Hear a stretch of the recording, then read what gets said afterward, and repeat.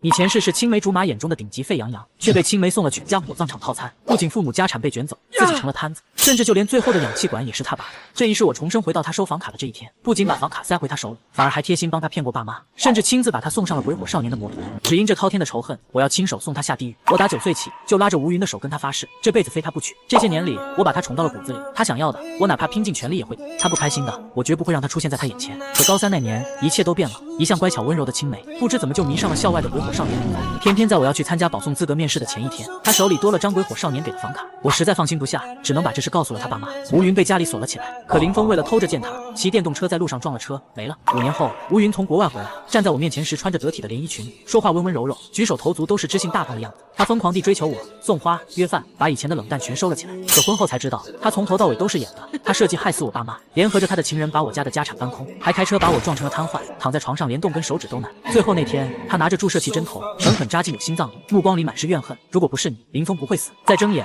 我居然坐在学校的树荫下，面前的吴云手里正捏着那张熟悉的房卡。我重生了，回到了所有噩梦开始的那天。刘源，你说我要不要去啊？林峰说了，不翘课的高中根本不完整，青春就该肆意挥霍。云的声音像黄莺叫，脆生生的，可我听着却浑身发冷。他雪白的脸上泛着红，眉眼里全是藏不住的春意，手里的房卡在阳光下晃了晃，刺得我眼睛疼。我盯着他，脑子里嗡的一声，真的是重生了，我居然能重新来过，怎么不说话？傻了。吴云见我盯着他发呆，语气里多了点不耐烦。我当然知道吴云长得好看，高个子，白皮肤，学校里一半的男生都把他当梦中情人。他是艺术生，一门心思想考北京舞蹈学院，可文化课差得离谱。他爸找了我好几次，我才答应每天晚上帮他补课。我们俩是一起长大的青梅竹马，他活泼灵动，像只欢快的云雀，浑身洋溢着青春，而我喜静，我俩性格天差地别。9岁那年，两家长辈觉得我们天生一对，半开玩笑定下娃娃他爱闹。当时吴云没说不同意，我就真的当了真，以为他这辈子就是我的媳妇。我把他宠得无法无天，那时候的我真觉得为了他死都愿意。从小到大，我们俩几乎没分开过。夕阳下的湖边，我靠在柳树上看物理书，抬头就能看见他迎着风跳舞，裙摆飘起来的样子，像个下凡的仙子。我曾以为一切都会按长辈的期待发展，我的目标是清华，他想考北舞，在同一座城市读大学，毕业后结婚生子，安稳一生。直到高2下学期，一辆鬼火摩托车闯进校园，打破了我和吴云平静的生活。骑车的是林峰，性格乖张，我行我素，即便学校明令禁止，他仍骑着改装电动车在操场飘逸。学校里不少女生都迷他，每天给他送情书、递鲜花，他收着还一脸不在乎，更让女生们疯狂。有次我跟吴云去食堂打饭，看见林峰骑着鬼火在林荫道上横冲直撞，差点撞到一个同学。我刚想开口骂他没规矩，却瞥见吴云的眼睛亮了，那眼神是我从来没见过的。后来我才明白，那是爱慕的眼神，是只有遇到真正心动的人才会闪烁的星光。就像我结婚那天，看着吴云穿婚纱的样子，眼里也满是这种光。吴云的闺蜜们感动得落泪，叮嘱我一定要好好待她，而吴云只是淡淡的笑，平静的像一潭死水。现在我才明白，他从来没爱过我，他的爱早就全给了林峰。刘源，你倒是说话啊！吴云见我一直不吭声，急着替林峰辩解。林峰是有不少女生追，可那都是他们一厢情愿，学校对他太不公平了，他不过是想活得自在点，不想被规矩绑着，这有错吗？你帮帮我好不好？他拉住我的手臂，轻轻摇晃，又开始撒娇。这招他用的炉火纯青，以往无论什么事，只要他这样，我都会无条件妥协。我心里冷笑，他找我无非是想让我帮他瞒着爸妈，好去跟林峰开房。18年青梅竹马，吴云不是不知道我的心意，可现在他却让我帮他去跟别人开房，因为他知道我是个舔狗，只要是他要的，我都会给。可我一想到前世，我躺在冰冷的床上，下半身没了知觉，看着他跟他的情人在我面前搂搂抱抱，嘴里还骂我废物，想到爸妈被他锁在屋里，最后成了一堆焦炭，想到他拿着针头扎进我心脏时那怨毒的眼神，我就觉得浑身的血都在烧，恨不得现在就掐死他。就是这份伪装让我家破人亡，一股戾气涌上心头，我几乎想当场掐死他。重活这一世，我不想再做那个围着他转的傻子了。圣人说复仇者不折莫干，可我不管什么圣人道理，我只知道他欠我的，欠我爸妈的都得还回来。这一次我不拦着他，我要看着他一步步走进自己挖的坑里，我要助纣为虐。刘源，你是不是吃醋了？你就不能爱屋及乌吗？还是你心眼太小，见不得我好？我警告你，你要是不帮我……吴云见我不答应，语气又硬了起来，以为我还是那个会被他威胁到的人。好，我压着心里的火气，板着脸点头。其实我也觉得，男生心里都有个叛逆的劲儿，像林峰那样潇洒，确实让人羡慕。你放心，只要你爸妈不问，我绝不会说出去。真的。吴云眼睛一下子亮了，手里的房卡甩得更欢了。我看着他，只觉得讽刺。太好了，刘源，我就知道你对我最好。他高兴地挽住我的胳膊，我却猛地抽开，浑身一阵恶寒。以前他随便一个小动作都够我失眠一整晚，现在我只觉得恶心。吴云看我这样，咯咯地笑起来，我却清楚地看到他眼里的讽刺和不屑。回到家，我推开门就看见爸坐在沙发上看风水书，妈在厨房里炒菜，香味飘了满屋子。我鼻子一酸，眼泪啪嗒就掉了下来。前世我最后一次见他们是在医院的停尸间里，他们的脸被烧得看不清面。现在看着他们好好的，我心里像被什么东西攥着，又疼又暖。小袁，怎么哭了？是不是哪里不舒服？妈听见声音，从厨房跑出来，伸手摸我的额头，语气里满是担心。高3压力大，可别熬坏了身体，饭马上就好，先去洗手。爸放下书，皱着眉头看着我，是不是在吴云那儿受委屈了？都怪我，当初不该开那个娃娃亲的玩笑。你要是不喜欢他，爸现在就去跟老吴家说清楚，别委屈了自己。说着就要起身，我赶紧冲过去抱住爸，眼泪哭得更凶了。爸，我没受委屈，就是想你们了。前世都是因为我，他们才会死。现在我回来了，绝不会再让他们出事。傻孩子，多大了还哭鼻子？爸拍着我的背，语气软了下来。有爸妈在，什么事都不用怕。妈笑着骂我，上礼拜才回来过，怎么还这么恋家？快洗手去，菜都要凉了。吃饭的时候，我们仨有说有笑，妈不停给我夹菜，爸跟我聊学校的事，我攥着筷子，手都在抖。这就是我想要的生活，这一次我一定要守住。晚上我在房间里做题，突然听见爸敲门，声音很着急：“小袁，快起来，老吴家出事了。”我们两家关系好，一听见出事，全家都往医院赶。到了病房门口，我看见吴云躺在病床上，脸白的像纸，眼睛闭着，一点生气都没有。我心里纳闷，不就是开个房吗？怎么会弄成这样？后来警察来了，我才知道真相。吴云瞒着家里去见林峰，结果房间里冲进一群高利贷的人。原来林峰为了改装电动车，借了高利贷，还不上钱，人家就找上了门。林峰见情况不对，自己跑了，把吴云一个人留在了房间里。那些人为了逼林峰还钱，对吴云下了狠手，还拍了照片和视频。吴云被送到医院的时候，已经快不行了。吴云妈妈一看见我，就像疯了一样冲过来，伸手就要打我。你为什么不看着他？你为什么不拦着他？都是你的错。我躲开他的手，看着他扭曲的脸，心里冷笑，难怪吴云后来那么狠。原来这性子是遗传的，自己女儿跟混混去开房，出了事不怪自己教育的不好，倒怪别人没看好他。你别闹了，吴云爸爸赶紧拉住他，对着我爸苦笑。老刘，这是不怪刘源，是我们没把女儿教好，让你见笑了。爸脸色很难看，冷冷地说：“老刘，以前的娃娃亲就算了吧，吴云已经有喜欢的人了，强扭的瓜不甜。”吴云爸爸张了张嘴，最后只叹了口气，点了点头。他知道女儿做出这种事，他们家已经没脸再踢娃娃亲了。刘源，吴云爸爸看着我，语气带着恳求：“以前吴云最听你的话，你去跟他说几句话，劝劝他好不好？”碍于两家的情分，我只好走进病房。吴云一看见我，突然睁开眼睛，挣扎着要起来。刘源，你快去找林峰，他肯定有危险，你快救他！我心里觉得好笑，林峰把他丢在虎口里自己跑了，他居然还想着救他。恋爱中的女人果然没脑子，可这正是我想看到的。我爸妈说林峰不是好人，他们错了，林峰是爱我的。吴云哭着说，眼泪顺着脸颊往下掉。他跑了也正常，我故意顺着他的话说，那种情况换谁都会慌，毕竟他还是个学生，打不过那些人。吴云眼睛一下子亮了，像是抓住了救命稻草。对，他肯定是没办法，他不想走的，那些人太坏了。看着他这副执迷不悟的样子，我忍不住再推他一把。喜欢一个人就该信他，也许他有不得已的苦衷嘛，只要他心里有你就够了。说完，我再也不想看他，转身就走。一想到前世他对我做的那些事，我就觉得恶心。这对狗男女最好这辈子都绑在一起，互相折磨。回到家，爸把我拉进书房，盯着我的眼睛问：“你还喜欢吴云吗？”我摇了摇头，语气平静：“爸，我早就不喜欢他了。后天就要保送面试了，我不想分心。”爸松了口气，他一直担心我会钻牛角尖，毕竟我以前那么喜欢吴云，院子里的人都知道，我非他不娶。吴云这孩子以前多乖啊，怎么变成这样了？爸皱着眉头叹气，早恋就算了，还跟混混去开房，幸亏这次没出大事。人总会变的。我说完就回了房间，拿起数学真题继续做，做完对答案又是满分。吴云的事跟我再也没关系了，这一世我要为自己活，为爸妈活，绝不再重蹈覆辙。重生第一眼竟看到前世把我氧气管的青梅竹马，前世我掏心掏肺当顶级沸羊羊，他却联合情人卷走我家产，撞我瘫痪。这一世我不仅笑着把房卡放回他手里，反而还贴心帮他骗过爸妈，甚至亲自把他送上鬼火少年的摩托。只因这滔天的仇恨，我要亲手送他下地狱。我们俩是一起长大的青梅竹马，9岁那年，两家长辈觉得我们天生一对，半开玩笑定下娃娃亲。从小到大，我们俩几乎没分开过。直到高2下学期，一辆鬼火摩托车闯进校园，一向乖巧温柔的青梅，不知怎么就迷上了鬼火少年林峰。吴云手里拿着鬼火少年给的房卡，拉住我的手臂，轻轻摇晃的撒娇：“你帮帮我，好不好？”这一次我不拦他，心里冷笑，我要看他一步步跌进自己挖的坑，我要助纣为虐。见我不松口，他语气骤硬带警告：“我警告你，不帮我可不行。”我冷笑，他竟还以为我会被他威胁。好，我压着火气，满脸点头：“你放心，你爸妈不问，我绝不说出去。”真的啊？吴云眼睛骤亮，手里的房卡甩得更欢。太好了，刘源，我就知道你对我最好。他喜滋滋挽住我胳膊，我却猛地抽回胳膊，感觉恶心。夜里我在房里做题，忽然听见爸急着敲门喊：“小袁，快起来，老吴家出事了。”我们两家关系近，一听说出事，全家立马往医院赶。来到病房门口，见吴云躺病床上，脸白如纸，闭眼无半点生气。我纳闷，不就开个房，怎会这样？后来警察来，我才知真相。吴云瞒着家见林峰，却有群高利贷冲进房，原是林峰为了耍威风改装电动车借高利贷，还不上被找上门。他见势不妙先跑了，留吴云一人在房。那些人逼债，对吴云下狠手，还拍了照和视频。回家后，爸拉我进书房，盯着我问：“你还喜欢吴云吗？”我摇头，语气平静：“爸，我早不喜欢他了。后天要保送面试，不想分心。”我说着回房，拿起数学真题做，对完答案又是满分。吴云的事跟我再也没关系了，这一世我要为自己活，为爸妈活，绝不再重蹈覆辙。距离保送资格面试只剩最后一天，我心里清楚，凭自己的成绩，若不是上辈子摊上那些糟心事，就算裸考也能稳稳考上清美。所以班主任为了稳住我平时的状态，时常找我谈心。跟往常一样，我刚走到办公室门口，就听见了那熟悉的啜泣声。真是一颗老鼠屎坏了一锅汤，看看你们那点成绩，还好意思搞早恋，就不能学刘源，人家次模考都是第一，明明有保送的底气，还照样刻苦。你们要是有他一半用功，也不至于落到这步田地。艺术班的班主任正对着林峰和吴云训话，语气里满是恨铁不成钢的无奈。林峰嘴里嚼着口香糖，脸上全是不屑一顾的神情，根本没把训斥当回事。吴云则低着头，紧紧攥着林峰的衣袖，一副受了委屈却不敢吭声的样子。艺术班班主任还想接着教训，林峰却冷笑一声，伸手抬起吴云的下巴，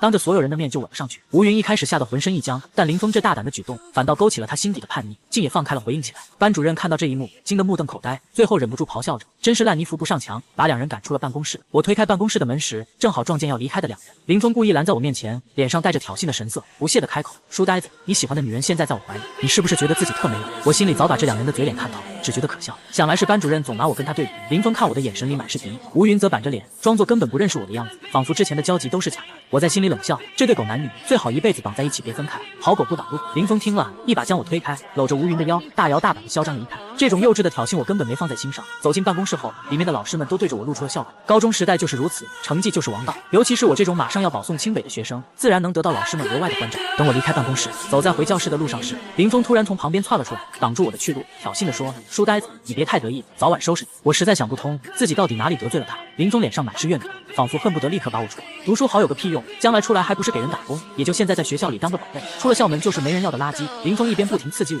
一边紧盯着我的反应，像是在等什么时机。我心里跟明镜似的，他就是想故意惹我动手，好名正言顺的把我揍一顿。前世他就是这么干的，在众人面前把我打得像条狗。吴云站在一旁，满脸崇拜地看着林峰，连半点要阻拦的意思都没有。大伙都知道你暗恋吴云，像你这种书呆子，最好别打他的主意，不然有你好果子吃。林峰挥着拳头，恶狠狠地威胁道。我淡淡回了句：“你放心，我对他半分兴趣都没有。”说完就准备走。别急着走啊！林峰哈哈一笑，猛地把吴云往我身上推，啧啧说道：“没碰过女人吧？今天让你尝尝味道。”吴云满脸羞愤，却不敢反抗林峰，只能恶狠狠地瞪着我，仿佛眼前的一切都是我的错。要不是有老师刚好路过赶到，林峰指不定还会做出更过分的事。临走时，我清楚地察觉到林峰看我的眼神里满是阴险和歹毒。我原本以为林峰顶多在学校里搞点小把戏，不敢做得太过分，却没料到他对我的恨意竟然这么深。当天晚上，我在家准备第二天的保送资格面试，突然接到吴云的电话。他在电话里说，因为白天的事想请我吃饭道歉，语气说得格外诚恳，还希望我看在多年相识的情分上别往心里去。我听了真想骂街，吴云自己不知自重也就罢了，白天差点被林峰耍得团团转，现在居然还上赶着来装好人。我实在想不通，上辈子怎么会瞎了眼喜欢上这种又蠢又坏的女人。傍晚回大院的时候，碰到了吴云的爸爸，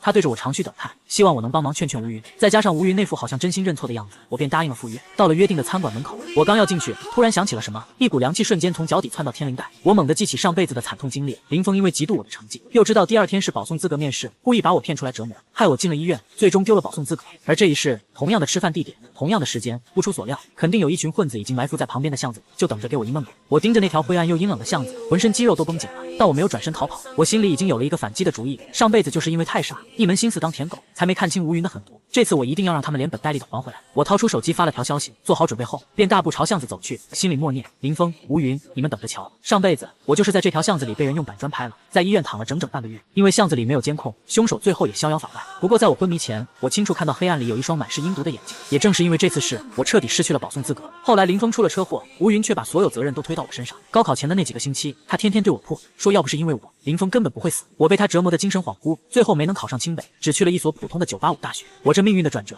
其实就是从这条狭窄阴暗的巷子开始的。我深吸一口气，既然老天让我重活一次，那这凄惨的命运也该在这条巷子里彻底来袭。我站在巷子口没进去，从口袋里掏出一叠钱，对着巷子里喊道：“我知道你们收了林峰1000块，要帮他教训你，但我这里有3000块。巷子里藏着的3个混混，本就是林峰花钱雇来的，跟他没什么身教，有钱能使鬼推磨。”这话用在混混身上再合适不过。果然，短暂的安静后，巷子里传来了脚步声，一个满脸麻子的男人走了出来，眼睛死死盯着我手里的钱，眼神里满是贪婪。知道该怎么做吧？我盯着麻子脸，心里清楚他肯定在打抢钱的主意，冷笑着补充道：“而且我早就报了警，你们要是敢动手，至少得蹲10几年大牢。”麻子脸愣了一下，恶狠狠地瞪着我，确认我没说谎后，才哑着嗓子说了：“成交。”这3000块是我攒了好久的零花钱，原本是打算给吴云买条项链。麻子脸接过钱，转身就回了巷子。我终于松了口气，这次不仅躲过了被闷棍打的劫，保住了明天保送面试的资格，还能顺便收拾林峰。这3000块花得太值了，总比拿去喂狗强。可就在我以为事情已经结束的时候，后脑勺突然传来一阵剧痛。我缓缓转过身，视线越来越模糊，只看到一个高挑的身影站在身后，手里还拿着一块沾了血的板砖，嘴里不停念叨着：“对不起，对不起。”我心里瞬间凉透了。我防住了巷子里的混混，却没防住女人的歹毒。昏迷前，我看到他又举起板砖，朝着我的手砸过来，分明是想直接废了我。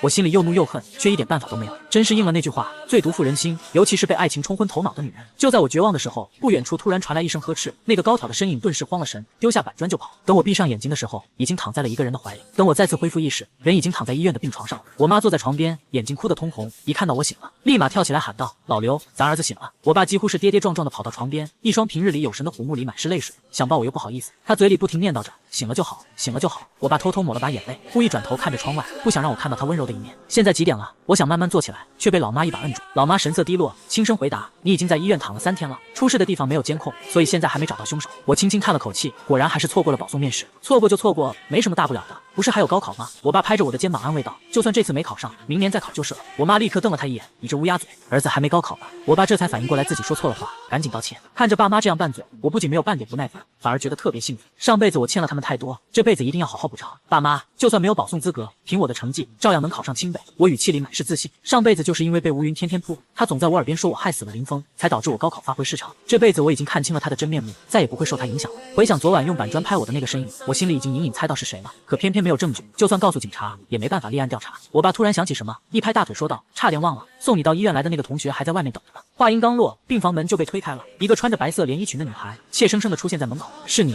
我忍不住惊呼出声。重生第一眼看到的竟是前世亲手拔掉我氧气管的那个青梅竹马。上一世我对他付出所有，活脱脱成了个顶级沸羊羊，他却跟情人合谋，卷走我全部家产，甚至把我壮至瘫痪。这一世，我不仅面带微笑将房卡重新放回他手中，还贴心地帮他瞒过父母，甚至亲自把他送上来接他的鬼火少年的摩托车。只因这彻骨的仇恨，我要亲手送他走向地狱。我们从小一起长大，是人人称羡的青梅竹马。9岁那年，两家长辈觉得我们般配，半开玩笑的为我俩定下娃娃亲。从小到大，我们几乎形影不离，直到高2下学期，一辆鬼火摩托车闯进校园，一向乖巧温柔的吴云，竟不知怎地迷上了那个鬼火少年林峰。他拿着他给的房卡，拉住我的手臂轻轻摇晃，撒娇道：你帮帮我好不好？好，你放心，只要叔叔阿姨不问，我绝不会说出去。这一次我没有阻拦，内心冷笑，我要看着他一步步跳进自己挖的坑，我要助纣为虐。晚上我走到约定的餐馆门口，刚要进去，猛然想起前世的惨剧。林峰因嫉妒我的成绩，又知道第2天是我保送面试，故意设局让吴云把我骗出来折磨。那次我被打进医院，最终失去了保送资格。我顿时收住脚步，站在巷子口没有进去，从口袋里掏出一叠钞票，朝里喊道：我知道林峰给了你们1000块，叫你们教训我，但我只有3000。一个满脸麻子的男人走了出来，眼里满是贪婪，接过钱转身消失在了巷子。就在我以为一切已经结束时，后脑突然传来一阵剧痛，我缓缓转过身，视线逐渐模糊，只看见一个高挑的身影站在我身后，他手里攥着块沾血的板砖，嘴里不断喃喃道：对不起对不起。他又举起板砖朝着我的手砸过来，分明是想直接废了我。就在我绝望时，不远处突然传来一声呵斥，那高挑身影顿时慌了，扔下砖头就跑。昏迷前最后一刻，我落入一个温暖的怀抱。再醒来，人已躺在病床上，刚要起身，几点了吗？妈妈坐在床边，双眼通红说：你在医院躺3天了，事发地没监控，还没找到凶手。我叹了口气，终究错过了保送面试。爸妈放心，就算没保送，我也能考上清北。我语气坚定。上辈子吴云一直扑我，总说我害死林峰，害我高考失常，如今我看清他的面目，不会再受影响。爸爸突然拍腿，差点忘了，送你来医院的同学还在外面。话音刚落，病房门被推开，一个白裙女孩怯生生站在门口。是你！我忍不住惊呼。若说吴云是我上辈子挥之不去的噩梦，那眼前的女孩便是照进我地狱般生活里的一束白月光。她叫李慕雪，正是和我同一批接到保送面试通知的3个人之一。李慕雪不但是学校里公认的校花，学习成绩更是拔尖，妥妥的是全校男生心中的女神。我明明记得上辈子和她没什么交集，可她却为我付出了所有，现在想起来，心里还泛着酸。上辈子吴云勾搭上情人，竟狠心把我父母困在火里烧死，我也被他们撞成了残废。我能多活那么久，全靠李慕雪一直护着我。可气的是，吴云是我的法定监护人，想把我从他身边带走，必须得经过他点头同意。李慕雪为了跟他争我的监护权，甚至把自己的公司都拱手让了出去。这份情我这辈子都得还。可吴云根本是骗他的，最后还是把针头狠狠扎进了我的心脏，还顶着妻子的身份对我说尽了最恶毒的话。此刻我望着眼前的李慕雪，眼泪控制不住的往下淌，把病房里的人都吓了一跳。毕竟没人知道我眼前晃着的是他上辈子为我奔波的模样。你好，我叫李慕雪，是隔壁班的。李慕雪大大方方的朝我走过来，伸手递向我，笑容像一朵盛开的百合花，瞬间抚平了我心底的伤痛。她的笑容里满是纯真，还带着一股超强的感染力，看一眼就觉得心里亮堂。是你救了我吗？我赶紧压下翻涌的情绪。上辈子他为我付出了那么多，这辈子换我好好报答他，就是碰巧罢了。李慕雪耸了耸肩，目光落在我的手臂上，点了点头说：手还好好的，这就好。刘源，你可得加油，我早晚要超过你。说完，他便转身走了。我望着他远去的倩影，整个人都愣在了原地，半天没回过神。上辈子他离开时的背影和现在重合在一起，眼眶又有点热。爸妈对视一眼，眼里闪过一丝惊喜，他们都是过来人，自然懂我刚才那眼神里藏着的心思。这姑娘好像叫李慕雪，上次开家长会，我在公告栏见过她的照片。我弟乖乖，这是谁家的闺女啊？长得好看还这么能干。我爸忍不住感慨道，比吴云那丫头可好多了。我妈没来由的提了一嘴，说完又紧张的看着我，试探着说，好歹你们也是青梅竹马，上次她住院，咱们家第一时间就去探望了，可现在人家早把你忘到脑后了。我望着窗外，手紧紧攥着床单，在心里暗下决心，她忘了没关系，我可绝不会忘那些仇，那些恩我都得算清楚。后来做了头颅 CT， 在医院观察了3天，确认身体没什么问题，我们就办理了出院手续。因为这场意外，我错过了保送面试，班主任一直担心我的状态，所以我一到教室，他就拉着我聊了起来。感受到班主任的关心，我心里一阵感动。上辈子我被吴云折磨得不成人样，除了李慕雪帮我四处周旋，班主任知道消息后，也舔着老脸动用了所有关系，想帮李慕慕雪争我的监护权。只可惜当时没有证据能证明吴云虐待我，那场官司最后还是输了。班主任见我状态不错，拍着胸口松了口气，笑着说：“其实不保送也挺好，保送生能选的专业少，万一被调到不喜欢的，多麻烦。”回到自己的座位后，同学们都围过来关心我，毕竟我平时人缘就不错。上课铃响了，班主任抱着一叠卷子走上讲台，却没开始上课，反而宣布了一件事：从今天起，咱们班要多一个新同学。哈，你们应该都熟悉李慕雪，进来吧。李慕雪一走进教室，班里的男生们瞬间就炸开了锅，纷纷怪叫起来。谁也没料到女神竟然会转到我们班来，我心里也跟着一紧。我旁边的同学兴奋的脸蛋通红，赶紧掏出镜子，仔细检查自己脸上那几颗痘痘是不是消下去了。大家好，我叫李慕雪，以后还请大家多多关照。李慕雪表现得落落大方，一颦一笑都牢牢抓住了所有男生的目光，就算是女生，在她面前也显得有些黯然失色。可她接下来的话却让所有人都愣住了。我想跟刘源做同桌，可以吗？李慕雪看向班主任，解释道：“刘源每次模拟考都比我高1分，我想跟他多学学。”我听到这话，心脏都漏跳了一拍。班主任这才松了口气，目光在我和李慕雪身上来回打量。要不是李慕雪一直是品学兼优的好学生，班主任恐怕都要怀疑他转班的目的不单纯了。就这样，在全班男生羡慕又妒忌的目光里，李慕雪成了我的同桌。他根本没理会旁边同学那副生无可恋的表情，径直坐在了我身边。我闻着他身上淡淡的体香，努力压下心里的悸动，忍不住问道：“你不是已经拿到保送资格了吗？”要知道，学校每年就3个保送名额，我是因为意外没参加面试，可以李慕雪的实力肯定能过的，他怎么会放弃呢？学校的模拟考，我几乎每次都霸榜第一，李慕雪则总是以1分之差排在第2。我拒绝了。李慕雪耸了耸肩，语气随意地说：“保送没什么挑战性，我想自己考一次。”我忍不住叹口气，朝她竖起了大拇指。这姑娘的底气还真是足。接下来的日子里，我和李慕雪渐渐熟络起来。模拟试卷对我们俩来说没什么难度，所以我们经常一起研究奥赛题目。那段日子过得特别美好，我几乎都要忘了上辈子的烦恼和仇恨。要是能一直这样下去，该多好！可没想到，某天和她一起去食堂的路上，竟然撞见了吴云和林峰这对狗男女。吴云的变化大的我差点没认出来，头发烫成了黄色，左耳戴着耳钉，嘴里还叼着一支烟，靠在树根上吞云吐雾，哪还有半分以前的样子。林峰则坐在一辆鬼火摩托车上，周围围着一群小弟，摆出一副大哥的派头。去食堂必须得穿过这片小树林，看来是躲不开他们。我心里顿时提了起来。李慕雪明显浑身紧绷，神色也透着几分害怕。我赶紧把她护在身后，往前站了站，几乎贴着她走在她前面，脸上没什么表情，只想装作不认识他们，赶紧过去。刘源、吴云把烟头一弹，烟头在空中划出一道抛物线掉在地上，周围的混混们立刻叫好，他则摆出一副大姐大的样子，大咧咧的朝我走来。听说你错过保送了，挺可惜的嘛。我眯起眼睛，心里憋着一股火。那晚从背后拍我后脑勺的人，虽然没看清脸，但我早就猜到可能是他。现在他还故意提保送的事，明摆着是想羞辱我。这跟你没关系。我冷冷地回了他一句：“你怎么跟大嫂说话呢？”那群混混立刻不乐意了，冲上来把我围住，一个个凶神恶煞的，看着反倒有点可笑。赶紧跪下来磕头，给大嫂道歉，不然弄死你！他们在耳边吵吵嚷嚷的，跟一群苍蝇似的。我心里烦透了，厉声喝道：“走开！”林峰叼着烟在旁边看好戏，根本没打算阻拦。而且他看李慕雪的眼神满是贪婪，我心里顿时更警惕了。他抬手喝止了小弟们，然后走到我面前，居高临下的看着我：“书呆子，你倒是挺嚣张啊！”我没被他唬住，语气平淡的说：“这里是学校，周围到处都是监控，你们就算不想读书，总不至于想进少管所吧？”这话果然管用，林峰的脸色立刻变得难看，明显有了忌惮。小弟们的气焰也弱了下去，但还是不服气的恶狠狠瞪着我。好了好了，吴云这时候出来打圆场，他掏出一支烟递给我，见我摆手拒绝，才开口说：“其实我找你是有件事想让你帮忙。”我没吭声，等着他往下说。可当吴云把事情说出来时，我差点被气笑。他竟然想让我在考试的时候帮他作弊，这简直是拿自己的前途开玩笑。我毫不犹豫的言辞拒绝了。吴云立刻火了，语气带着威胁：“刘源，我这是在帮你，你知道得罪他们的后果有多严重吗？换做以前的我，或许会怕他们的报复，可现在我重活一世，早就看穿了他们这些小把戏，想吓唬我没那么容易。昨天警察给我打电话了，问我那晚是谁打了我。吴云，那晚是你约我出去的，你应该看到凶手了吧？”我紧紧盯着他的眼睛，一字一句的问道。吴云的脸色瞬间变了，眼里闪过一丝慌乱，急忙辩解：“我没看到，你可别乱说话，别赖到我头上。”他这反应让我更加确定那晚偷袭我的就是他。我真没想到，他为了满足林峰的妒忌心，竟然能做出这种断送我保送机会的事，心肠也太狠了。要不是现在没有证据，我真想直接把他送到警察局去，省得他以后再出来祸害人。不过被我这么一威胁，吴云明显做贼心虚，却还是嘴硬的恼火道：“我还以为咱们是朋友，你会帮我呢。就算你不同意，我也有自己的办法。”说完，他就走到林峰面前，像只小鸟似的依偎进他怀里，还故意挑衅的看着我。林峰像是故意要刺激我，伸手挑起吴云的下巴，狠狠吻了上去。两人那副忘情的样子，看得我一阵恶心，跟发情的狗没什么两样。旁边的小弟们看得眼花缭乱，一口一个大嫂的起哄，把气氛推到了高潮。终于走出了小树林，来到食堂后，李慕雪才慢慢放松下来。可她突然意识到自己一直握着我的手，俏脸瞬间红得像熟透的苹果。其实刚才我满脑子都在盯着林峰，担心他突然动手，根本没注意到他一直握着我的手。现在想想，手心还留着他的温度。他松手的时候，我还能清楚地感觉到掌心残留的温暖，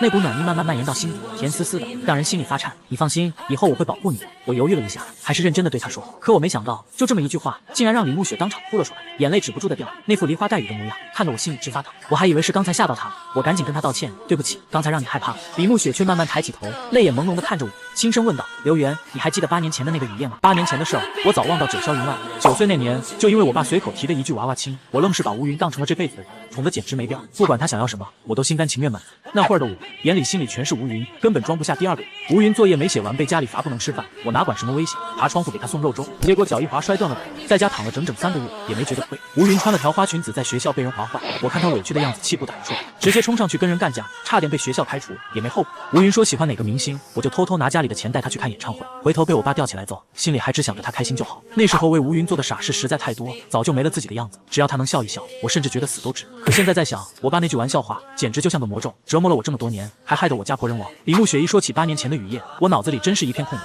半点印象都没有。8年前雨夜，长安街，小乞丐，李慕雪眼神亮得很，开口提醒我这才使劲回忆，总算揪出点模糊的片段。10岁那年，吴云看了部动画片，激动地说想去看长城，问我愿不愿意带他去。我们还偷偷约好要在长安街私奔。那会儿我心里满是期待，觉得这是我俩的小秘密。那天偏偏下了大雨，我揣着几10块零花钱，兴冲冲跑到长安街，可等了老半天也没见吴云的影子。我又不敢走，怕他来了找不着我，就这么站在大雨里，一等就是好几个小时。雨越下越急，我整整等了一晚上，直到天亮，吴云还是没来。我心里又酸又失望，正耷拉着脑袋，就看到个小乞丐缩在角落里，冻得直打哆嗦，眼睛却死死盯着早点摊，可怜得很。我看着不忍心，就买了份豆浆油条走过去递到他跟前，吃吧。小乞丐眨着大眼睛，半天不敢接。我干脆把豆浆塞到他手里，笑着说趁热吃，别凉了。小乞丐接过就狼吞虎咽，吃着吃着眼泪就掉下来了。我看他眼神慌得很，还老往角落瞟，好像有双眼睛在暗处盯着这边，心里一紧，又对他说别怕，我保护你。在家时爸妈常跟我说人贩子的坏招，教我遇到坏人该怎么办。我那时候还算懂事，猜着小乞丐是被人贩子控制的，正好有个警察路过，我赶紧冲上去求救。警察把小乞丐带走后，我才敢回家，结果免不了一顿皮鞭炒粉条，疼得龇牙咧嘴，也没敢说去等吴云的事。第二天我找到吴云，问他为啥没来，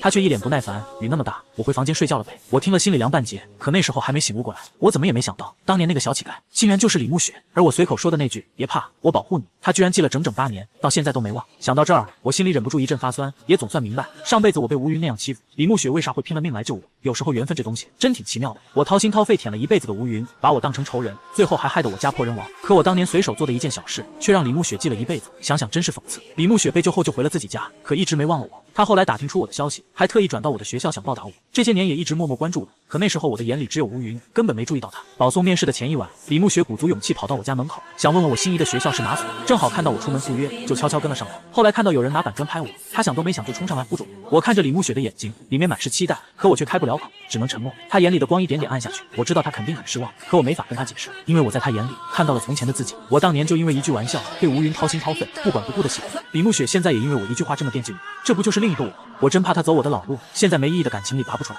我实在怕他重蹈我的覆辙，只能硬着心肠说不用谢，然后一个人转身走了。转身的那一刻，我心里也不好受，能想象到他站在原地，脸色肯定白得吓人。他大概以为念念不忘必有回响，却没料到我会这么狠心拒绝。第二天考试，李慕雪没来，我看着身边空荡荡的座位，心里像被什么东西挖空了一块，说不出的失落。可当天学校就贴了通报，批评了吴云和林峰，说他们考试作弊，给了记大过的处分。我这才知道，吴云之前说的办法竟然是作弊。被记过的时候，学校叫了双方家长，把他们狠狠批评了一顿。我考完试才从同学嘴里听说，吴云从办公室出来后，跟他爸妈大吵一架，直接搬去跟那些鬼火少年同居了。要不是他爸妈苦苦哀求，家里又有点关系，学校早就把他开除了。可林峰就没这么好命了，他家本身就穷，他为了耍威风还借了高利贷，害得家里被人泼油漆威胁。他妈妈整天以泪洗面，再加上他平时就不老实，这次又作弊，学校直接把他强制退学了。吴云居然还以死相逼，让家里帮林峰找关系求情。可这次他爸妈也没辙，有个同学凑到我跟前，还想蛊惑我，你不是喜欢吴云吗？这回他跟林峰肯定闹掰了，你不就有机会了？我看着他，眼神冷得能掉冰碴，直盯得他不敢跟我对视，开口说，我跟吴云就是从小一起长大，以前顶多算个熟人，现在各走各的路，以后别把我跟他扯一块。现在提起吴云，我只觉得恶心。同学们大概看出我是真生气了，也没人再提这事。我又看了一眼同桌空荡荡的位置，心里直犯嘀咕，李慕雪到底去哪了？昨天在食堂我就那么不声不响的走了，肯定伤了他的自尊心。可我真不是故意的，我就是怕他变成另一个我。现在莫须有的幻想里害人害己，而且现在正是高考复习的关键时候，我也不想因为早恋耽误他。我本来还想着等以后考上同一所大学，说不定时间能磨平我对爱情的恐惧，到时候再跟他解释清楚，咱们一起为了同一个目标努力，相互进步。可现在连解释的机会都没了。模拟考试成绩出来后，我还是稳居第一，因为李慕雪缺考，我比第2名整整多了20分，一路领先。可李慕雪已经1个礼拜没来学校了，我实在忍不住，就去办公室问班主任。班主任看着我半天没说话，最后才说出一个让我措手不及的消息，李慕雪出国了。班主任说，其实李慕雪转班的时候，他家人就已经帮他申请到了国外常青藤大学的全额奖学金，可他为了不跟我分开，硬是拒绝了，还为此跟家里大吵了一架。我被人拍板砖的那天晚上，他爸妈给了他最后通牒，说他要是再不答应出国，就跟他断绝关系。李慕雪为了我，一直顶着家里的压力，还主动来找我，就是想从我这儿得到一句肯定的话。可我呢，我却用沉默和转身把他的期待全打碎了。他没了留在这儿的理由，回家哭了一晚上，第2天就答应了父母出国读书去了。听到这些，我脑子里嗡的一声，整个人都懵了。我僵在原地，一股说不出的黑暗裹住了我，连呼吸都觉得费劲。我都不知道自己是怎么走出办公室的。回到座位上，盯着同桌空荡荡的位置，好像还能闻到他身上淡淡的沁人的香味。这一刻，我才清楚的知道，我丢了一样这辈子都找不回来的重要东西。晚自习放学回家，我把自己反锁在房间里。爸妈看出我不对劲，赶紧过来敲门问我怎么了。我一句话也说不出来。我爸叹着气，拍了拍我的肩膀说：“是爸对不起你，当年要不是我随口说的那句玩笑，你也不会一直喜欢吴云。他现在在医院里，身子虚，你要是愿意，就去看看他吧。”我妈在一旁抹着眼泪，念叨着：“这到底是造了什么孽啊？”我愣了一下，问道：“吴云怎么了？”爸妈这才把吴云的事儿跟我说了。原来吴云答应跟林峰去开房的那天，遇到了几个放高利贷的，被折磨得够呛。更没想到的是，她还怀孕了。昨天因为作弊被处分的事儿，她又以吞药自杀威胁家，让家里帮林峰留在学校。被送到医院后，才查出她怀孕了。这事儿太丢人，他们家也不敢对外说。我妈是碰巧路过医院，听到吴云妈妈对着电话发脾气，才知道里面的内情。爸妈还以为我是听说吴云住院了才伤心，所以干脆把事儿都告诉我，还准备带我去医院看看。他们觉得吴云现在心情差，说不定我这时候去还能挽回他的心。我实在忍不住开口说：“这跟他没关系。”我真是又气又无语。就算吴云现在死，我也不会掉一滴眼泪，说不定还会拍手叫好。怎么可能为他难过？爸妈被我说懵了。既然不是为了吴云，那又是为啥不高兴？我看着他们满脸关切的样子，张了张嘴说：“我想考清华，最近压力有点大。”爸妈一听，顿时松了口气，脸上的担忧全没了，还笑了起来。我爸拍着我肩膀说：“有志气，不愧是我儿子。”我妈立马瞪了他一眼：“都什么时候了还吹牛？儿子压力大，得让他放松放松。明天妈带你去旅游几天。”我爸背对的不敢吭声，看着他们俩拌嘴的样子，我心里的失落也少了点。我拿起一套卷子，对他们说：“爸妈，我没事了，我要学习了。”在我反复保证下，他们才依依不舍地走了，还不忘叮嘱我别太累。可我心里清楚，李慕雪出国了，这一去，说不定我们就再也见不到了。现在唯一的机会就是考上清华。那晚我们明明约好了要一起考清华，谁都不能反悔。可惜现在李慕雪去了国外，只能我一个人先考上清华，在那等她了。少年人那颗萌动的心，就像初春的细雨，不像烈酒那样能让人沉醉。重活一世的我，恍惚间仿佛走在田埂边，任由绵绵细雨裹住全身，心底那股淡淡的忧伤早渗进了骨子里，说不清道不明，却像缠人的藤蔓似的，在心头久久散不去。好在我如今有了明确目标，为了考上清华，比从前任何时候都更拼。我干脆两耳不闻窗外事，一门心思扎进学习里，从一个个单词反复背诵，到一张张试卷仔细演算，半分不敢懈怠。凭着上辈子的记忆，我其实清楚这一世的高考真题，尤其是语文作文题，更是记得真切。虽说这届数学难度比以往任何一届都高，但我心里明白，为了避免意外，必须考出足够高的分数，才能稳住那点莫名的紧张。上辈子就是因为吴云一直对我护着，把我搅得状态一塌糊涂，最后只考上普通的985院校。好在这次他和那鬼火少年彻底绑死了，再也没机会影响我。想到这儿，我心里竟悄悄松了口气。至于上次被人拍板砖的仇，我心里有数，不是不报，只是时候未到。没过多久，机会还真就来了。林峰因为考试作弊被学校劝退，他不反思自己，反倒把所有责任推给吴云，收拾完东西就提了分手。我心里跟明镜似的，他在外边早有好几个女友，不过是玩腻了吴云，找个借口甩人罢了。吴云哭得伤心欲绝，当场跪在地上求原谅，那副卑微到尘埃里的模样，换来的却是林峰毫不留情的拳打脚踢。这是很快成了同学们的饭后谈资，不少人还扼腕叹息。想当初他可是艺术班高高在上的班花，凭着清冷劲俘获多少少年芳心，我曾经也是其中一个。可谁能想到，跟了林峰后他竟变得这么不堪，不仅学会抽烟喝酒，满嘴脏话，还总以欺负同学为乐，简直像换了个人。周围没一个人同情他，我站在人群里，神色平静，心里更是毫无波澜，甚至还暗忖，怎么能就这么分手呢？上辈子他带给我的痛苦折磨，比他现在这点遭遇重多了，我绝不能让他们分开，必须牢牢锁在一起。操场上的闹剧传遍了学校各个角落，连我们尖子班也有人私下讨论，不少同学偷偷看向我，一副欲言又止的样子。毕竟在他们眼里，我本该最在意这事，可我像没受影响似的，自顾自做题，对一切漠不关心。其实也不怪他们疑惑，以前的我可是吴云的头号舔狗，为了哄他开心，不惜跟全世界作对，每天嘘寒问暖，怕他不舒服，撒的狗粮多到让人以为我们是一对。可他转头就扎进鬼火少年怀里，爱得死去活来。如今闹这么大动静，我却心如止水，半点反应没有。那天放学回家，我在巷子里碰到之前想阴我的混混，上次他们拿了我3000块，却一直没动手，这次找上来是想再要些钱，我想都没想就拒绝了。我暗自庆幸，上次是太冲动才想用钱摆平，万一他们真伤了林峰，我岂不成了间接元凶？还好当初他们没行动，可这次他们说已经决定对林峰动手，给5000块就能让他永远消失，这种事我当然不答应。混混们见我不松口，本想动手教训，可一看见我爸朝这边走来，立马灰溜溜的跑了。临走只撂下几句不疼不痒的威胁。我爸过来问怎么回事，我只好一五一十说了。没成想他一听就火了，说要找关系把混混抓起来送进牢里，还说就凭他们上次把我打进医院，判几年牢跑不了。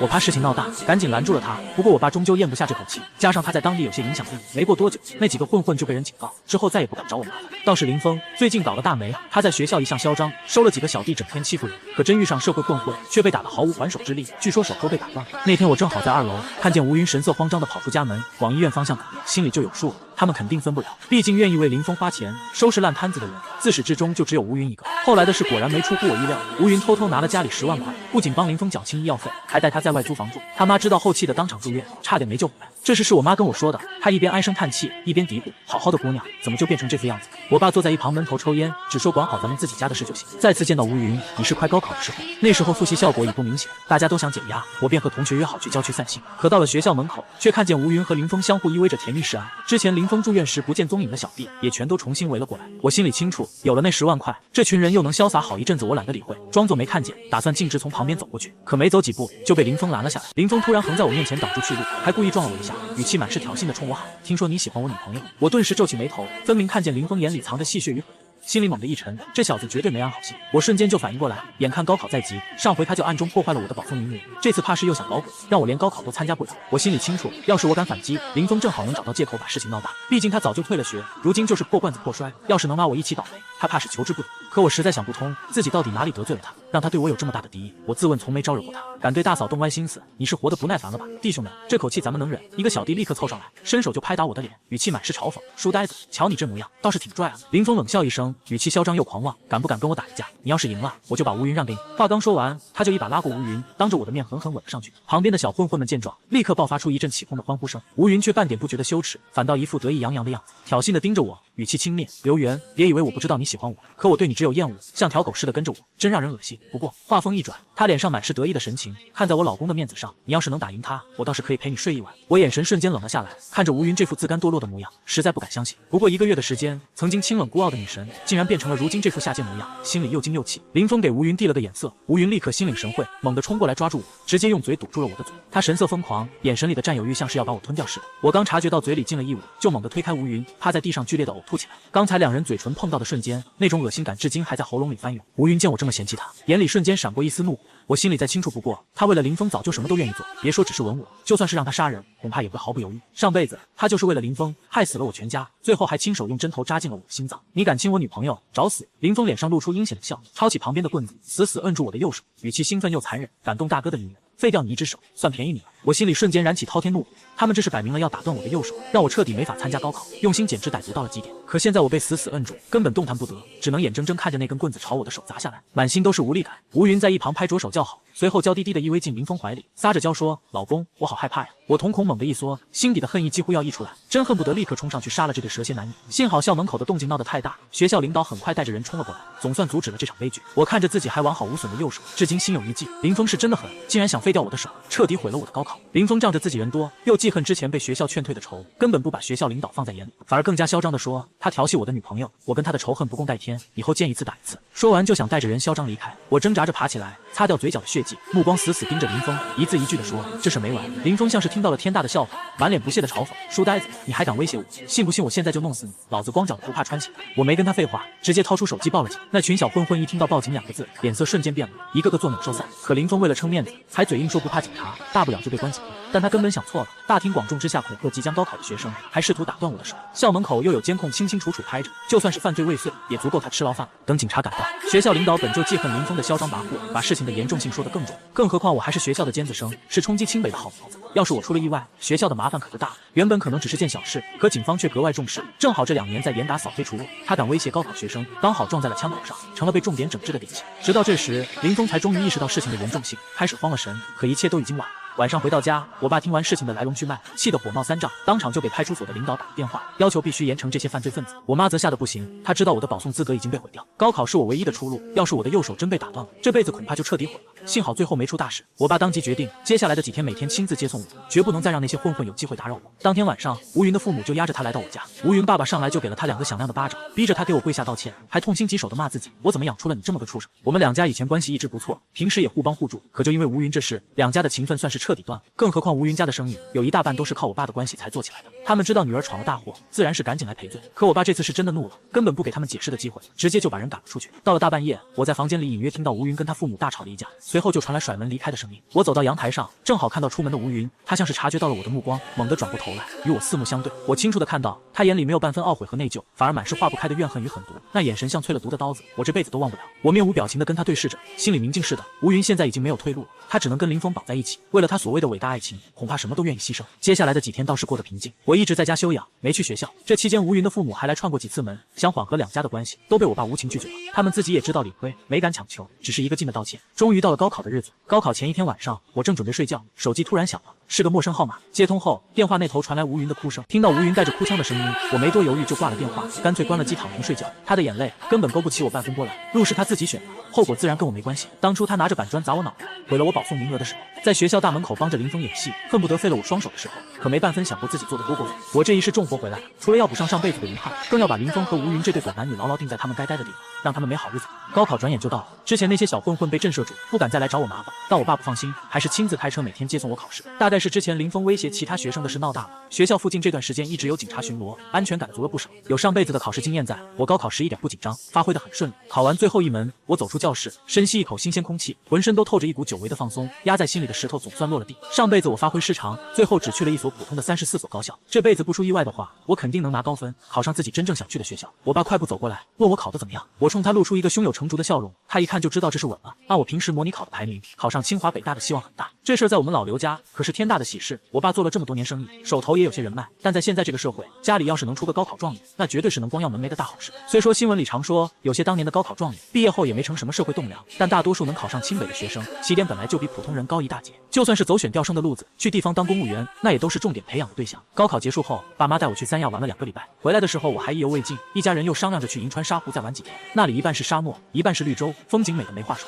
接下来的日子跟上辈子简直是天差地别。虽然高考分数还没公布，我家已经接到了清华和北大招生办的电话，两边都抢着要我这个尖子生。北大给出的条件特别诱人，但我直接拒绝了。我心里早就定了，只去清华。去清华的事很快就定了下来。等高考分数一公布，我凭着729分的成绩成了市里的理科状元，在全省排名第3。这事让整个学校都轰动了。我们学校以前虽然也出过考上清北的学生，但基本都是擦线进去，而我是以状元身份考上的。学校不仅奖励了我10万块，我还上了当地的新闻热搜。只不过我拒绝了好多家媒体的采访。我一个人把学校逛了一圈，最后回到了原来的教室。教室里的桌椅已经乱作一团，但我没费多大劲就找到了自己曾经的那张桌子。我坐在椅子上，闭上眼睛，脑海里一下子就浮现出李慕雪的歉意。这一刻，我是真的特别想她，心里也忍不住后悔。当初要是跟她把事情说清楚，她也不会从我身边离开。我望着窗外的天空，轻声问了一句：“你还好吧？”没过一会儿，一大帮同学笑着走进了教室。他们虽然没成状元，但看那神情，分数出来后应该都能考上自己喜欢的学校。大家商量了一下，决定搞一次聚餐。毕竟上了大学后，大家就要天南海北各奔东西，还不知道下次再见是啥时候。我当然不会拒绝。吃完饭，有同学提议去 KTV 唱歌，可我没料到，居然在 KTV 碰到了半个月没见的吴云。她跟以前比简直判若两人。从前那个看着乖巧的女生，彻底变成了一副小太妹。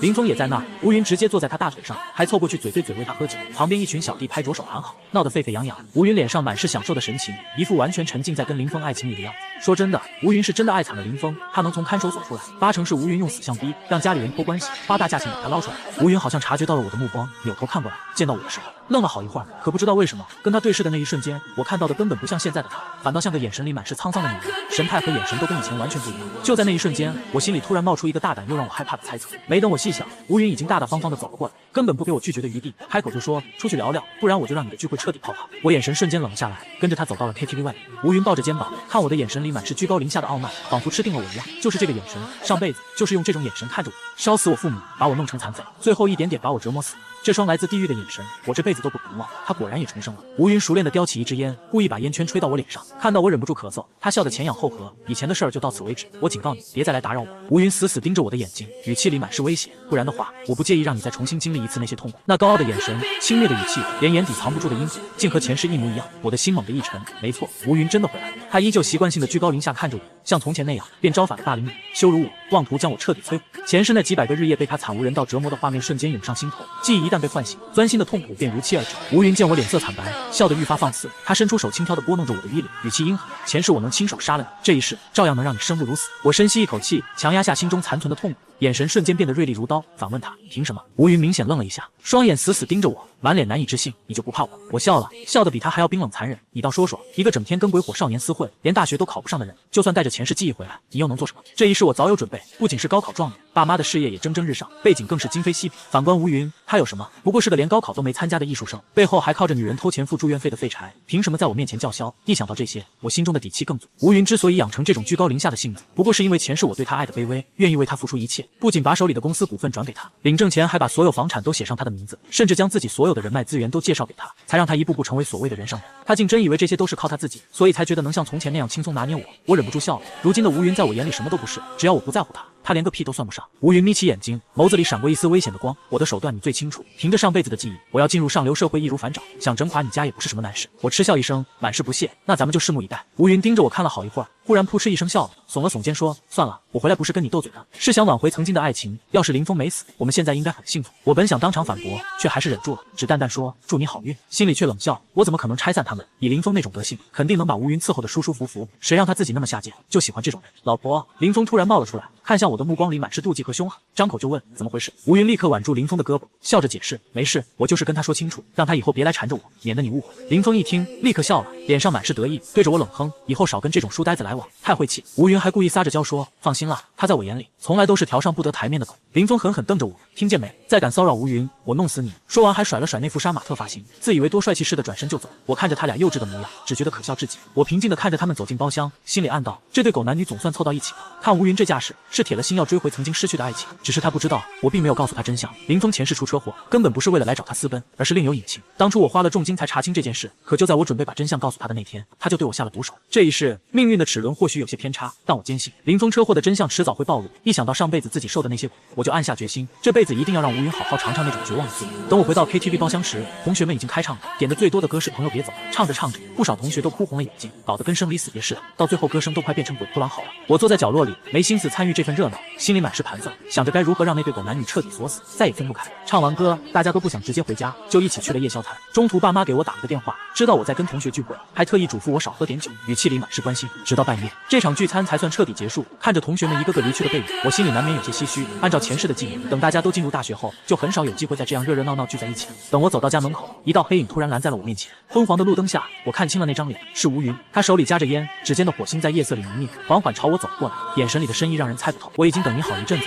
吴云故意往我身边凑，两人身体只隔了一层衣料，他还对着我耳边轻轻呵气，语气带着几分试探：“你瞧着好像有点紧张，这是为什么呀？”我强压下心底的不适，平静地与他对视：“你放着自己的爱情不去追，大半夜的守着我算怎么回事？要是让林峰知道了，我看你怎么解释得清。”吴云死死盯着我的眼睛，脸上的神色渐渐沉了下来。他显然看穿了我的镇定，但这一次我心里没有半分畏惧，反倒满是和他对峙的斗志。从前他总把我玩弄在股掌之间，如今重活一世，他居然还以为能像以前那样操控我。见我不肯顺从，他语气里满是不悦：“我最不喜欢不听话的狗，你懂不懂？”我眯了眯眼睛，毫不客气地回怼：“你还是跟从前一模一样，自负的要命。”吴云咂了咂嘴，语气里带着几分意外：“哟，现在居然敢跟我顶嘴了，倒还真不简单。看来考了个高考状元，给你的自信添了不少啊。不过你别以为这样就能逃出我的手掌心，我要想收拾你，还不是轻而易举的事。”说着，他眼神瞟向我家2楼，爸妈因为我还没回家，特意留了一盏灯亮着。看到这一幕，我心里顿时窜起一股怒火，恨不得冲上去掐住他的脖子。他竟然又想用我最在乎的爸妈来威胁我，真是卑鄙！你到底想干什么？我压着怒火，声音沉沉地问他。吴云笑得弯下了腰，语气里满是讽刺：“我还以为你真的不怕了，原来还是跟以前一个样啊。刘源，说真的，我觉得这事儿特别好玩，一边跟林峰享受我的爱情，一边接着玩弄你，这辈子好像也挺有意思的。”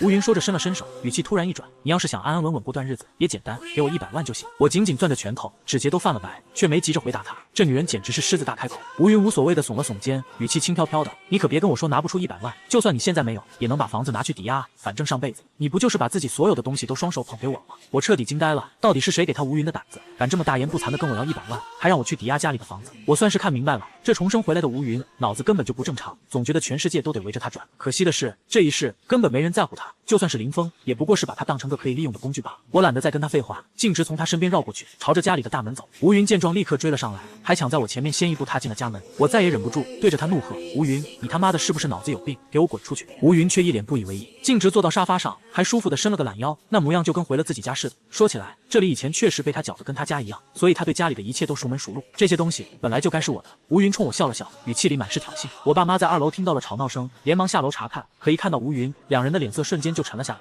如今吴云的名声早就彻底臭了，周围没人会喜欢他，谁见了他都只有满心的厌恶。刘叔、王姨，好久不见，你们好呀！吴云连忙站起身，装出一副清纯无辜的样子，热情地跟我爸妈打招呼：“你给我出去！”我爸脸色阴沉的能滴出水来，伸手指着门口，声音沉沉的：“我们家不欢迎你这种人。”吴云当场就愣住了，显然没料到我爸会这么不按常理出牌。以前他总能轻松拿捏我们家，甚至敢骑在我们头上作威作福，如今突然被这么呵斥，他一时间还真不习惯。吴云皱起眉头，语气瞬间冷了下来：“刘叔，我叫您一声叔，是给您面子，您别给脸部。”他的话还没说完，我爸已经上前一步，狠狠一巴掌甩在了他脸上，打得他晕头转向，连东南西北都找不着。还没等吴云缓过神来发火，我爸已经掏出了手机，语气冰冷地说：“你以前害得我家刘源还不够惨吗？现在要么你立刻滚出去，要么我现在就打电话叫警察，让他们把你关个10天半个月。吴云气得脸色一阵青一阵白，想开口说2句威胁的话，可他哪里想得到，我爸上辈子之所以会被他拿捏，全是因为太在乎我，怕我受委屈。如今我早就对他没了半分好感，我爸自然不用再忍让，浑身都透着强大的气场。吴云被这气场震慑住，最后也只能不甘心的转身离开。吴云走后，爸妈连忙拉着我询问刚才的情况。我把吴云过来要钱，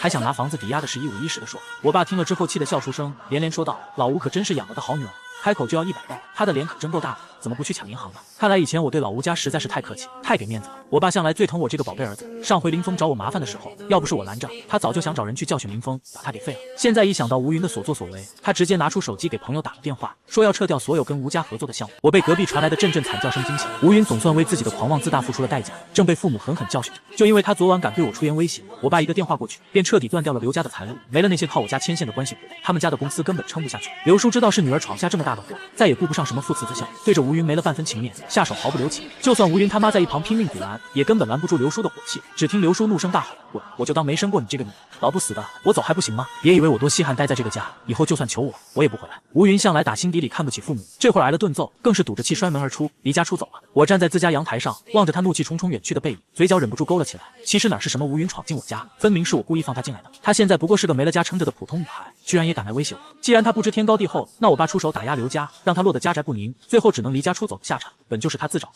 他这时候没别的地方可去，肯定只能去找林峰，说不定还会直接住到林家去。这样一来，正好能把他们俩彻底锁死在一块儿。这辈子我早就发过誓，要让他们为自己的所作所为付出代价，绝不会再让他们像上辈子那样轻松度日。经过我爸这么一敲打，刘叔对吴云彻底没了指望，既不好意思再厚着脸皮来求我爸，公司又眼看着要破产，实在没脸再待在这儿。最后他们只能低价把房子卖掉，搬去了别的地方。这一下算是彻底堵死了吴云回家的路。大概是上次被我爸甩了一巴掌的事，让吴云彻底被震慑住了。接下来的10几天里，他一直没敢再露面。我猜他心里说不定还想着报复，可转念一想，以他现在的能力，别说找人来对付我了，就算是想拿出几千块钱周转，都根本做不到。照这么看，他待在林峰家，用不了多久就会被嫌弃。转眼暑假结束，我提前买好去北京的机票，婉拒了父母要送我去学校的想法，打算一个人去清华大学报道。学校本就奖励了我10万块奖学金，所以我根本不需要再花父母的钱。可就在出发前，我爸却坚持要办升学宴，我实在拗不过他，只能顺着他的意思配合。升学宴当天，老刘家的人居然也来了，还塞给我一个大红包。只是他们大概觉得没脸见人，简单说2句恭喜的话，就匆匆忙忙的走了。宴会上我又见到了以前的同学，无意间听到他们聊起吴云的近况，没想到他的日子比我预想的还要惨。林峰家本就不富裕，他爸还瘫痪在床，一家人全靠他妈妈在外打工挣钱，可他偏偏不争气，跑去贷款玩车，最后欠了一屁股债，家里隔3差5就有高利贷上门催债，闹得鸡犬不宁。吴云倒好，为了所谓的爱情自甘堕落搬进林家，可林家的人根本没把他当回事，连基本的尊重都没有。想想上辈子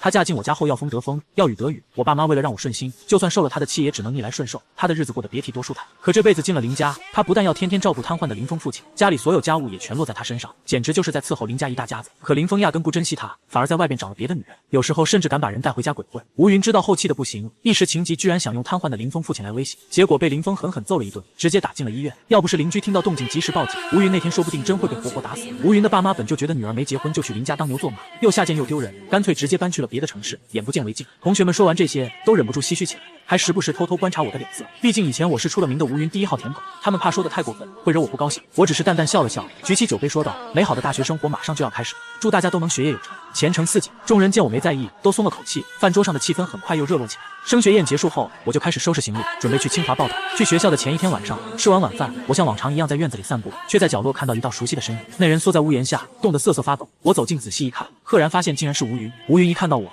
眼睛瞬间亮了起来，连忙从地上爬起来朝我冲过来。刘源，我后悔了。吴云话刚说完，就扑通一声跪在我面前，大声哭了起来。吴云再也没了往日的盛气凌人，跪在地上活像只丧家之犬，那哀怨的哭声，竟莫名让我想起了我们的儿时。以前他每次闯了祸，总会拽着我的衣角小声啜泣，那样子总能勾得我心里涌起强烈的保护欲。当年也正是因为他这些小举动，我才心甘情愿为他付出了所有。可谁能想到，吴云竟为了个不务正业的鬼火少年，把我害得家破人亡，没了我父母的扶持，又被林家百般摧残，处处嫌弃。吴云这才总算尝到了绝望的滋味。我望着跪在面前的这个女人，心里没有半分怜悯。当初她在 KTV 门口那般嚣张的威胁我时，恐怕压根没料到这世道早就不一样了。刘源，你还爱我，对不对？吴云猛地抬头，脸上满是可怜相，眼泪把他的烟熏妆都弄花了。不然你也不会把一切都让给我啊！我后悔了。林峰就是个畜生，他根本不在乎我，他们全家都是恶魔。恶魔吗？我看着吴云，嘴角勾起一抹冰冷的笑。在我心里，真正的恶魔从来都是他吴云。前世那些深入骨髓的痛苦，就算我重活一世，也根本没法抹去。多少个午夜梦回，我脑子里想的全是怎么把这对狗男女牢牢锁在一起，让他们也好好尝尝我曾经受过的苦。现在这点还远远不够。吴云见我半天没反应，脸上顿时露出惊慌的神色。他大概还记着，以前不管他做错了什么，只要低头服软求个和，我就会无条件原谅他。可我脸上这毫不掩饰的冷漠，显然让他意识到事情早已超出了他的预料。前世要是没了我家的支持，吴云不过就是个连高中都没毕业的混日子的丫头，而这一世，他再也别想有半分作威作福的机会了。刘源，我心里最爱的人还是你啊！林峰就是个垃圾，他根本没法跟你比，你会原谅我的，对不对？吴云突然扑上来抱住我的大腿，可下一秒又猛地睁大眼睛尖叫起来：“你干什么？”我拿着手机，语气平静地问：“你都听到了吧？”云的脸色瞬间变得惨白如纸，一点血色都没有，满眼都是惶恐。其实我早就料到他会来求我，所以早在他开口哀求的时候，我就已经拨通了林峰的电话。他刚才说的那些话，林峰听得一字不落。刘源，你不是人，我都已经跟你认错了，你为什么就是不原谅我？吴云脸上的哀怨瞬间消失得无影无踪，取而代之的是浓得化不开的怨恨，那眼神恨不得把我生吞活剥，这才是他吴云最原本的模样。就在这时，一阵熟悉的鬼火摩托车声传了过来，吴云像是突然撞见了梦魇，脸上瞬间写满恐惧，转身就要跑，可已经晚了。林峰已经到了，那辆曾经在校园里勾走吴云初开情窦的改装电动车，此刻在他眼里却成了索命的催命符。林峰脸色阴沉的能滴出水来，一下车就一把薅住吴云的头发，满脸狰狞的骂道：“贱人，竟敢背着我找男人，你他娘的真是够下贱！”话音刚落，他抬手就给了吴云2个耳光，打得他当场惨叫起来。我就站在旁边，半点要阻拦的意思都没有。林峰像一头发了狂的野兽，对着吴云疯狂地打骂折磨。我冷冷地看着这一切，不，与其说是冷眼旁观，不如说我这是在助纣为虐。毕竟这局面本就是我引过来的。望着吴云像条狗似的被林峰拖拽着离开，我心里没有半分怜悯。吴云啊吴云，这一切不都是你自己选的吗？好好享受吧，你们这对狗男女就该这样牢牢锁死在一起。吴云的惨叫声渐渐在我耳边消失，我心里比谁都清楚，除非林峰死了，否则他吴云这辈子都别想逃出这个魔咒。前世那些浸满苦楚的记忆，正一点点变得模糊。我并非刻意要把他们从脑海里抹去，只是这一世我该开启全新的人生了。前世我读的是甘肃当地一所普通的985院校，跟清华比起来，根本不是一个层级的。毕业后接手了父母的公司，可到最后竟成了吴云随意摆弄的玩物。现在想起那段过往，心里还泛着一丝苦涩。这一世我考上了清华，虽说不清楚未来会是怎样，但起码命运的轨迹已经朝着不同的方向偏。或许读书本就不是我这一世最初的打算，但不管怎样，我总得试着走下去。我甘愿在清华园里等着，等那个从前和我一起许下过诺言的女孩。一想到当初在食堂里转身离开的模样，我就满心悔恨。要是能再给我一次机会，我肯定会紧紧攥住李慕雪的手，告诉她，不只是这辈子，就连下辈子，我也想和她相守在一起。清华的学业远比我想的要繁重，一点都不轻松。身边的同学个个都是来自全国各地的高考状元，我从前的那些优势早就不复存在了，心里难免有几分落差。凭着上辈子的经验，我直接选了金融专业，就是为了以后能好好壮大咱们家的企业。我没有什么宏大的理想，也没有远大的抱负，只盼着这一世能好好照顾爸妈，还有那个在大学里4年都没露面的女孩。李慕雪就好像彻底从我的世界里消失了一样。宿舍里的室友，班上的同学大多都谈了恋爱，每逢节日，他们都出去约会的时候，我就一个人走在校园的林荫道上，任微风轻轻吹过，默默等着那个女孩出现，心里空落落的。整整4年本科读下来，直到毕业那天，她也没能出现。我从班主任那打听才知道，李慕雪去了常青藤盟校。于是早在大3的时候，我就开始着手准备出国的事了。到了毕业季，班里大部分同学都定好了出国的去向，还有一小部分被保送了研究生。我爸给我打了个电话，电话里他欲言又止，我心里清楚，爸妈其实并不希望我离家那么远去读书，毕竟那是个他们没法随时照顾到我的地方。都说慈母手中线，游子身上衣。自从我妈知道我要出国，就开始给我织毛衣。我收到毛衣的时候，眼里看到的哪里是一针一线，分明是妈妈一缕缕的牵挂与思念。有好几次，我都想过放弃出国的念头，可一想起当初在食堂里李慕雪那满是失望的模样，心口就忍不住一阵抽痛。所以这一趟我必须去，就算到最后还是找不到她，这辈子也算是没有遗憾了。毕业后，我回了老家，整个暑假都待在家里陪着爸妈。这期间参加同学聚会，还听到了一些关于吴云的事儿。听说那天他被林峰拽走之后，两人吵得特别厉害，后来还出了车祸，林峰落了个半身瘫痪，吴云虽说保住了性命，却也留下了严重的后遗症。林家的爸妈觉得吴云是个丧门星，就把他锁在了家里。以前林家就瞧不上吴云，现在更是把他看得死死的。这辈子他怕是别想逃出林家的折磨了。这些事我已经没什么兴趣再听了，毕竟路是他自己选的，再苦也得自己走到底。终于到了我出国的那天，爸妈送我去机场，我妈一路上都在掉眼泪，反复叮嘱我到了那边一定要好好照顾自己。我爸则别过脸去，不敢看我，